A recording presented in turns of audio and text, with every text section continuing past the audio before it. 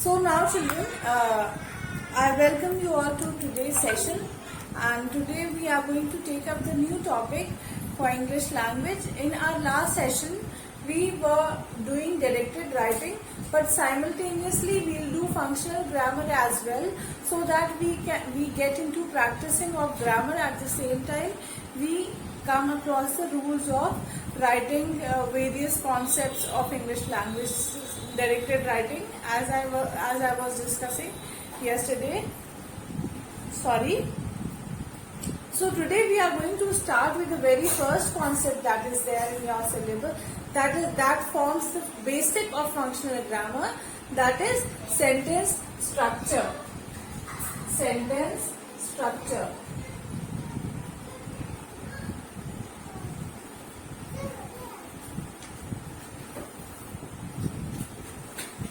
Now children, sentence structure, talking about the term sentence itself, first of all let us get ourselves clear with what is the meaning of the word sentence. The word sentence itself means a group of words which are organized and which express a complete meaning in itself. That is a sentence. All of you know that? I hope all of you know that a sentence are a group of words organized in such a way that they express a logical statement. That is a sentence. A question or an order is also a sentence, usually a sentence contains a subject and a verb. A sentence comprises of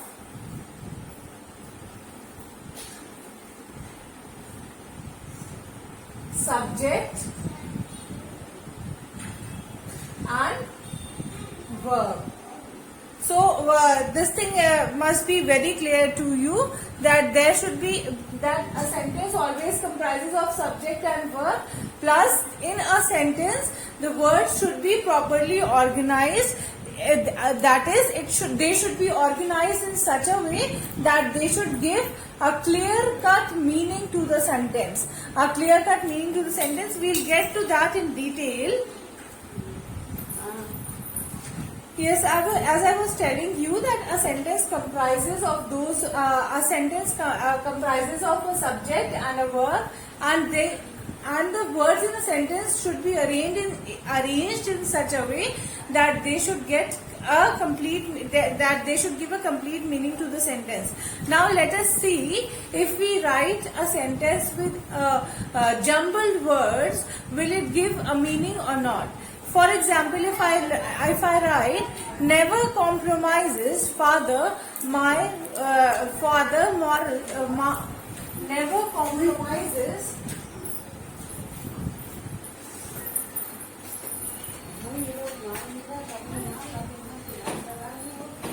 father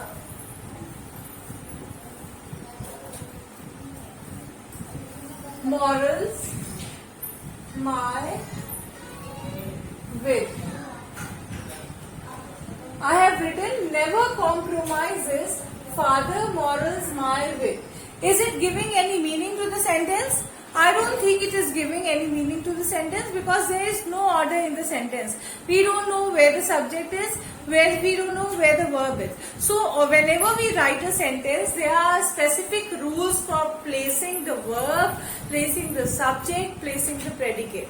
For example, if I have written this sentence, it is incorrect. If I try to correct it, how will I write? My father never compromises with morals. My father never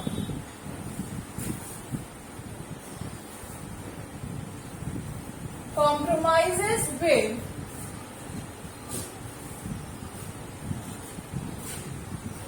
morals. So I have arranged the sentence in such a way that the subject comes first in the sentence. In such a way I have arranged that subject comes first in a sentence. Okay.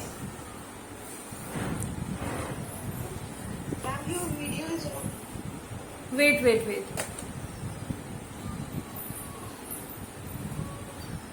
Is it on now? Can you all see me? Okay. In the first group I have written some words. I have written words. Never compromises father morals my way. So when you will listen to it, you will get the feeling that they are just group of words. They are not sentence because they are not giving any proper meaning. So whenever we are forming a sentence, there are a certain set of rules which are to be kept in mind while making a sentence. Now using these words, I have formed a sentence which says, my father never compromises with morals. So, in this sentence, I have written my father never compromises with morals, where the subject, that is my father, has come first and rest of the things, they have come afterwards. That is, my father is the subject and rest are the predicate. That the things that the words that follows the subject, they are the predicate. Now, there are certain rules there are certain rules or there are certain notes which should be kept in mind while we form a sentence. Sentence structure depends upon certain rules. Now we are going to discuss each rule in detail. Okay?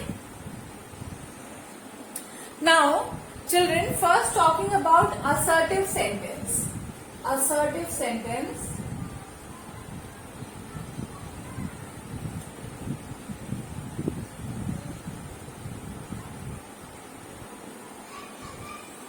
Now, children, firstly let us understand the meaning of the word assertive itself. The word assertive means that we are assuming.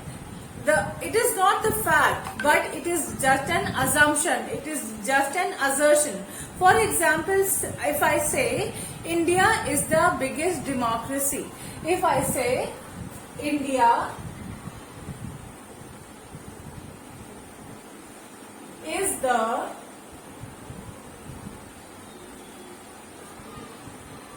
biggest democracy. Now children, in this sentence I have written India is the biggest democracy, where India is our subject and rest of the sentence is predicate.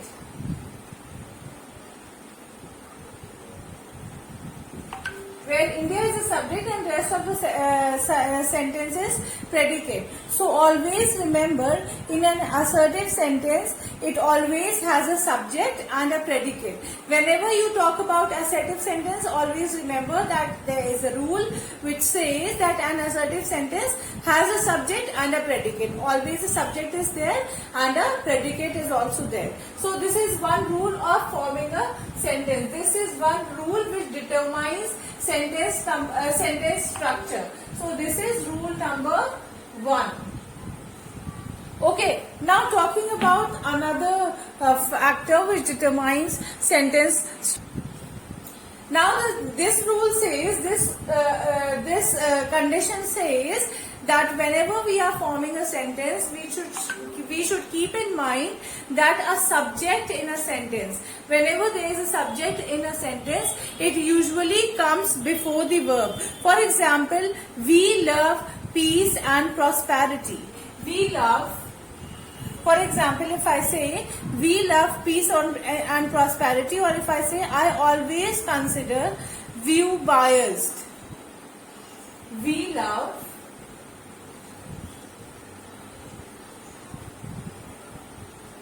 peace and prosperity.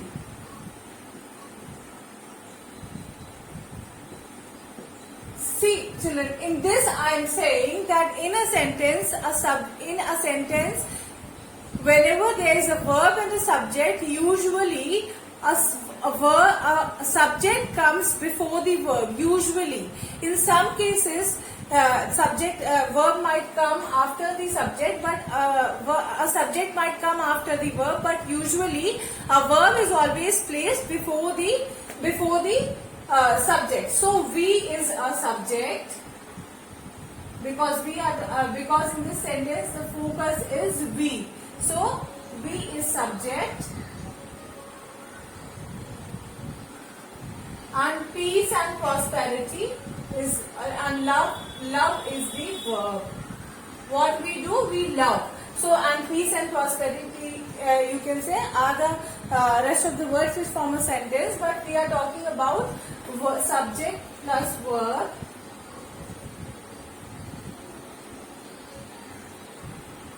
So it says that whenever we are forming a sentence structure, whenever a sentence has a verb and a subject, we should keep in mind that usually in a sentence a subject is always usually a subject is placed before a verb. Before a verb, a subject is placed. So this is one of the conditions which we should keep in mind while forming a sentence. Now let us come to the next condition.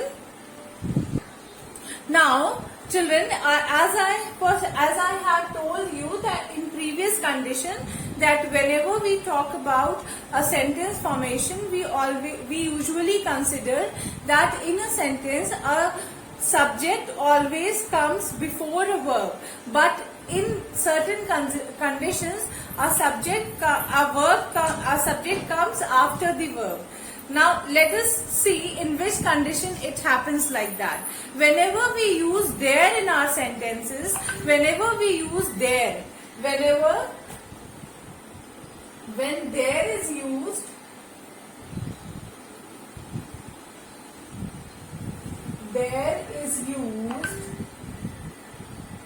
in a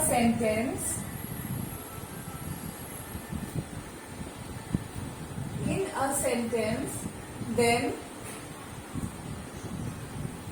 verb comes before the subject.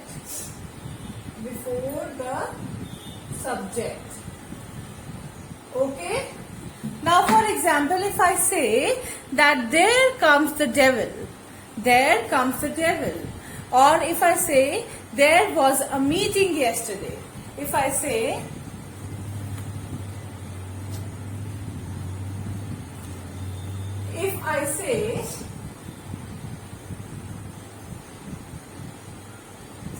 there comes a devil. So devil is a subject over here and comes is a verb. So whenever there is there is used in the sentence, always remember that in such a sentence there a verb will come first and then the subject will come. Is it clear to all of you? Okay. Now another condition in which a verb comes before a subject is when the sentence starts with it, then the verb comes before a subject. For example, if I say it requires courage to stand apart. It requires courage. If I say it requires if I say it requires energy for us to sustain, or if I say it requires courage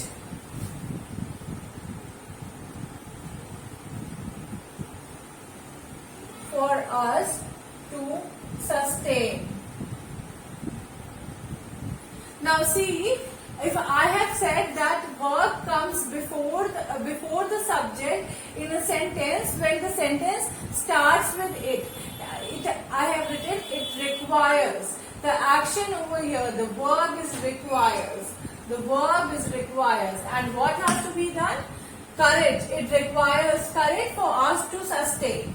It requires courage for us to sustain. Us is a subject. And the sentence starts with it. So whenever a sentence starts with it and then then in such a sentence always a verb comes first and then comes the subject. So now I hope this much is clear to you all. Tomorrow again we have a session, so we will complete this sentence structure tomorrow, and then we will move on to the other portion of functional grammar. Okay, thank you so much. Now in today's session we are going to see who are the major characters in the play The Tempest. Prospero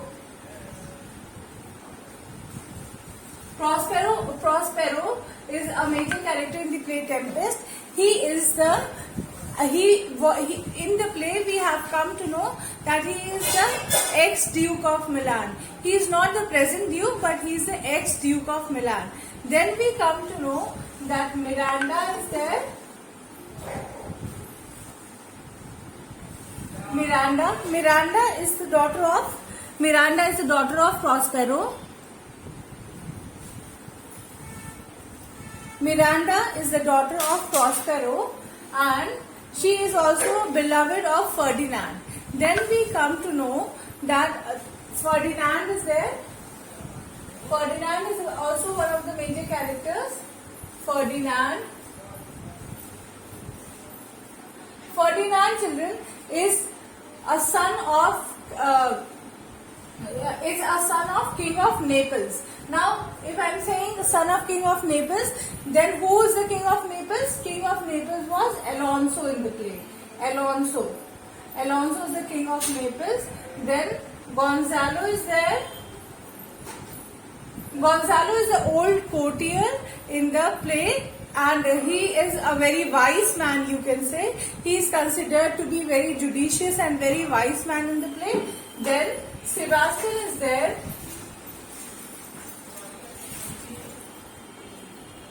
Sebastian is brother of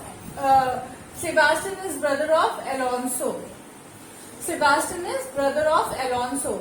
Now, apart from Sebastian, Antonio is there. Antonio is brother of Prospero. Now, in the play, we come to know that Shakespeare has made use of supernatural elements. How we can say that he has made use of supernatural elements? Because there are few supernatural characters also present in the play. So for pure class 11, the two characters, the supernatural characters about whom you must be knowing, they are Ariel and Caliban. Supernatural characters, Ariel and Caliban. These two are supernatural characters.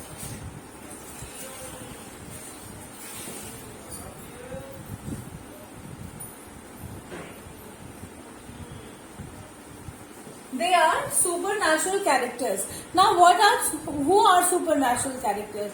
Those characters who have supernatural powers with them, they are supernatural characters. And through the character of Prospero also, we come to know that Shakespeare has made use of supernatural elements. Through the character of Prospero also, we come to know that Shakespeare has made use of supernatural elements in a very effective manner.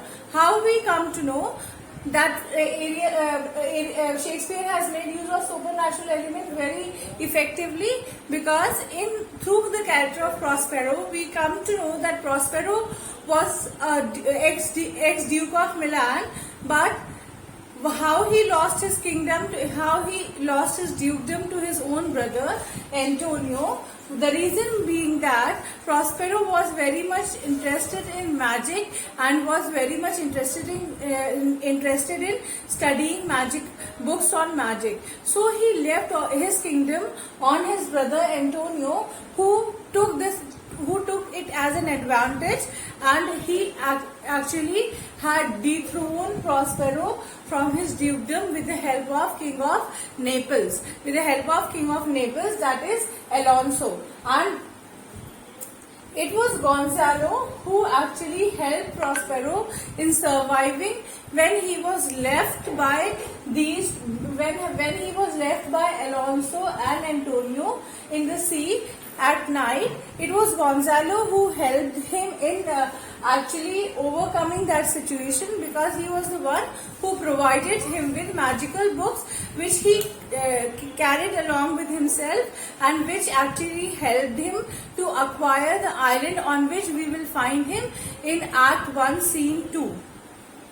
Now children, let us start with Act 1. Now major characters, as I have told you, they are Prospero, Miranda, Ferdinand, Alonso, Gonzalo, Sebastian, Antonio, and the spirits, or you can say the supernatural elements, they are Ariel and Caliban.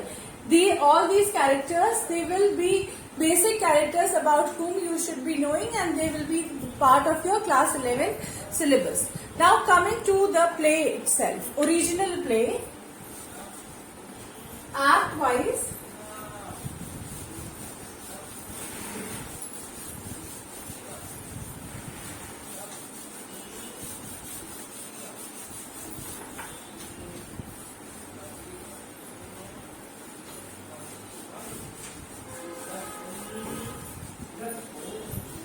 Now children, we will see that in Act 1 scene, as the play starts, we will be introduced with some of the characters of the play.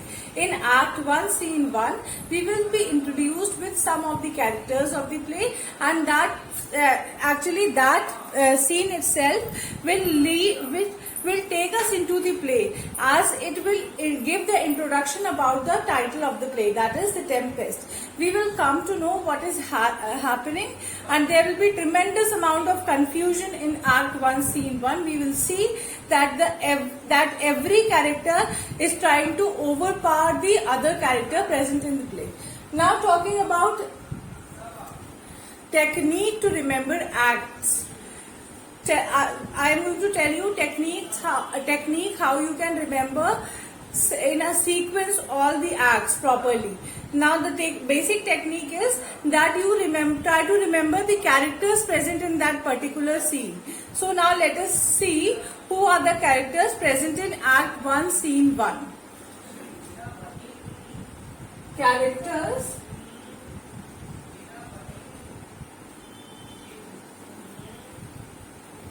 present in Act 1 Scene 1. Now if you will remember the characters, you will yourself be able to form chronology between the scenes. Now in this scene, we will come to know about few major characters and few minor characters as well. Major character in this scene will be Alonso,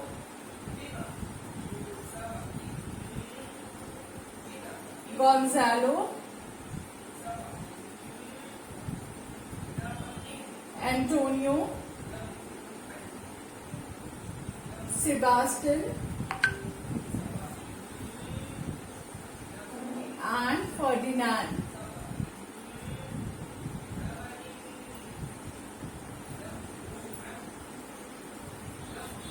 And minor characters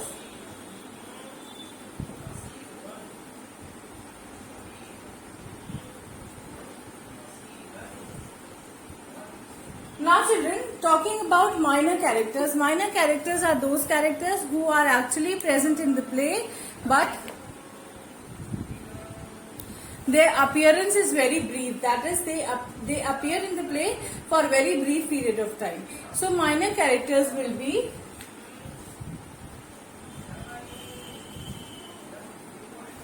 Adrian and Boatswain.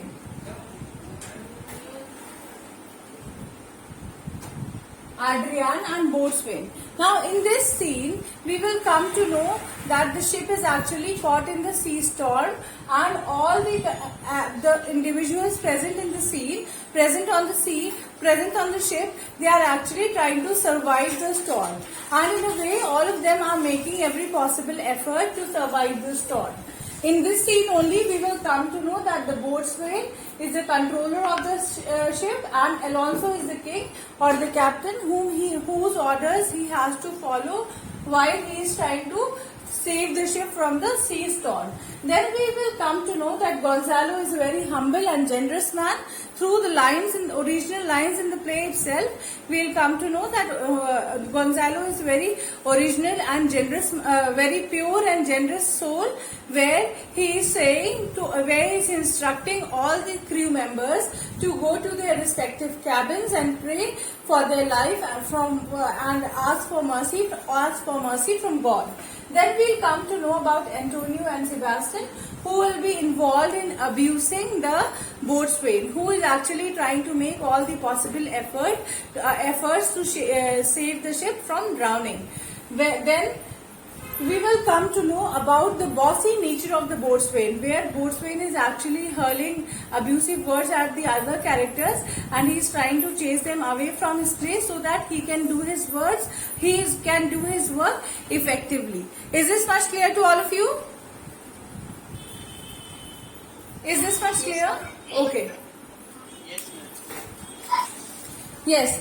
Talking about Gonzalo, he is a noble courtier of the court of Alonso. He is a minister, you can say a wise man in the kingdom of Alonso. He is a very wise man, and his character is portrayed as a very humble character who is actually close to God. And his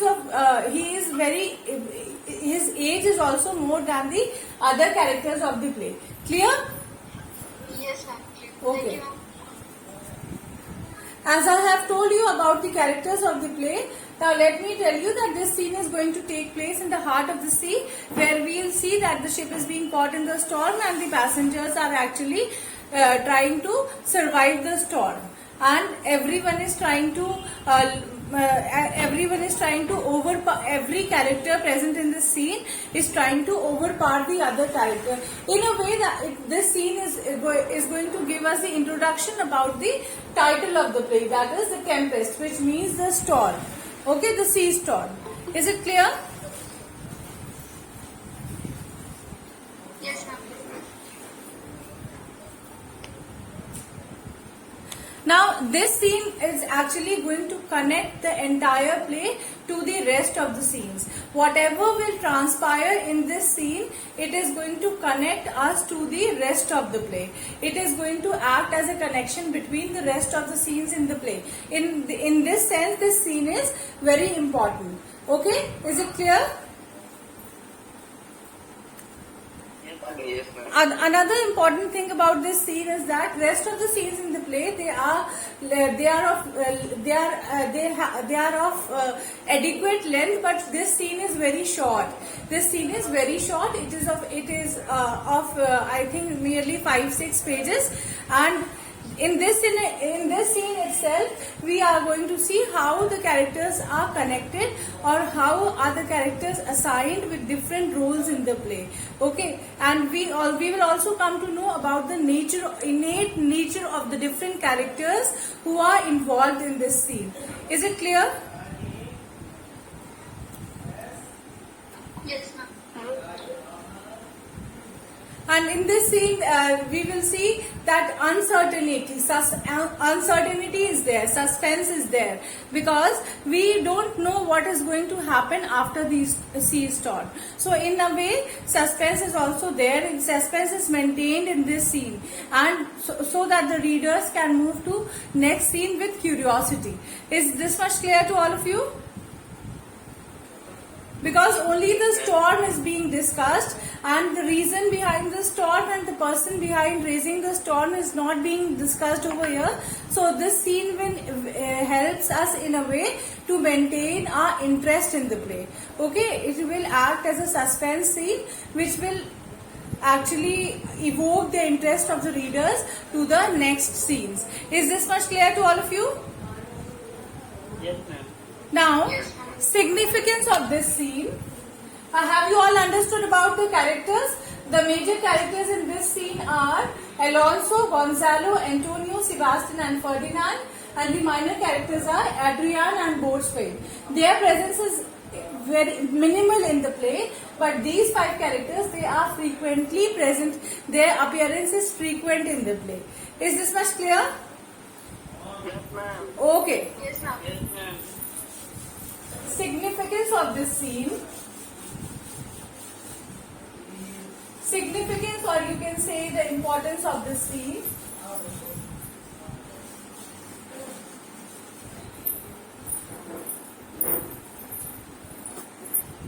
Now, children, as I have told you that in this scene we'll come across a sea storm. So, in a way, this scene is going to take us directly into the heart of action. The action that is there in the play, this scene is going to take us directly into the heart of action. This scene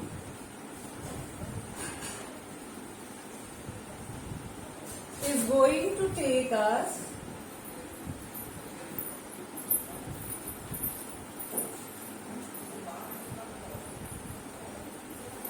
directly into the heart of action.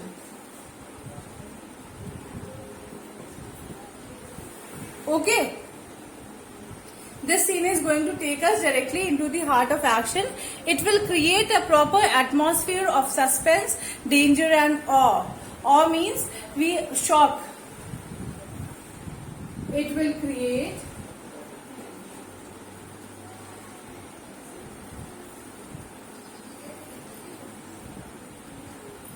a proper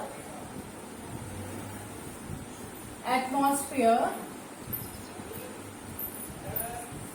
of suspense, danger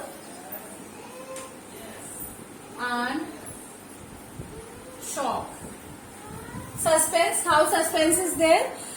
In this scene, as I have told you, that we will come to know about the sea storm, the reason behind the storm, why it was raised, who are the characters who are who are there in the ship, who are part of this, who are actually caught in this storm. But we will not come to know who has actually raised the storm and what will happen after the storm. We will come to know about the storm itself, whether those who are caught in the storm would survive or not. We will not come to know in this scene. So this scene, in that way, will create suspense. Then danger, how we can say danger. This scene. Now, how we can say that it will create an atmosphere of danger in a sense that people are being caught in the storm. We don't know what is actually going to happen, and it is a very risky, dangerous situation, and everybody is in shock. What is going to happen? So it is a shocking situation. Danger and shock is also related to this scene. And then we can say that how we can say that it is going to take us directly into the heart of action, because no background is created as such. Directly at the starting of the scene, as at the starting of the play itself, we are being introduced to the sea storm. Clear? Is this much clear to all of you? Yes, ma'am. Yes, ma'am. Now, only a few characters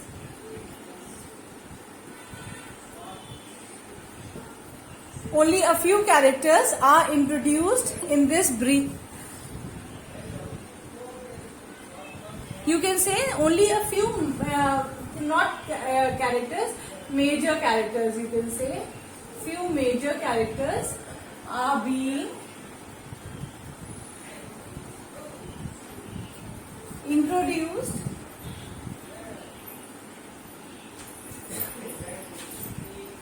in this brief scene. Not many characters are introduced in this brief scene, rather only few characters, all the major characters are introduced in this brief scene. Only few major characters are introduced in this brief scene. Few major characters like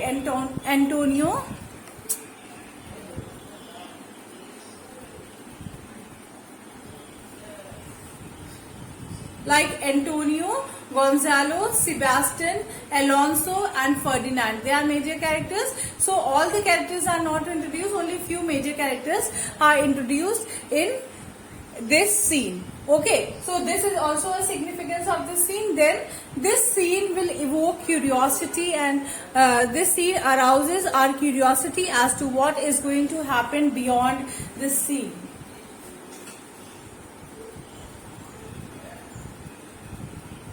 This scene arouses our curiosity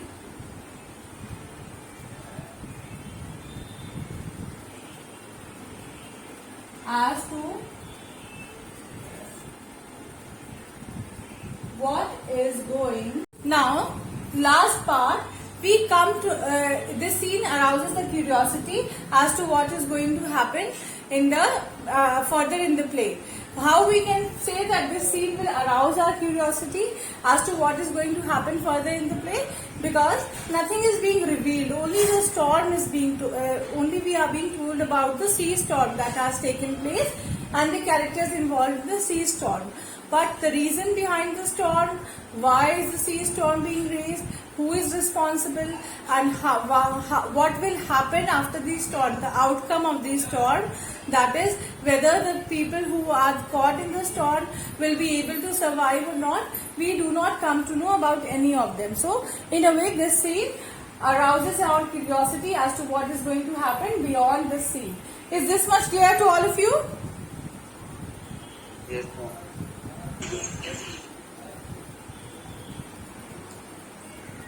If you want to take screenshot of the board, you can take. Board clearly needed. Wait.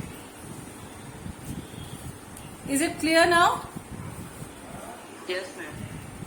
Take the screenshot.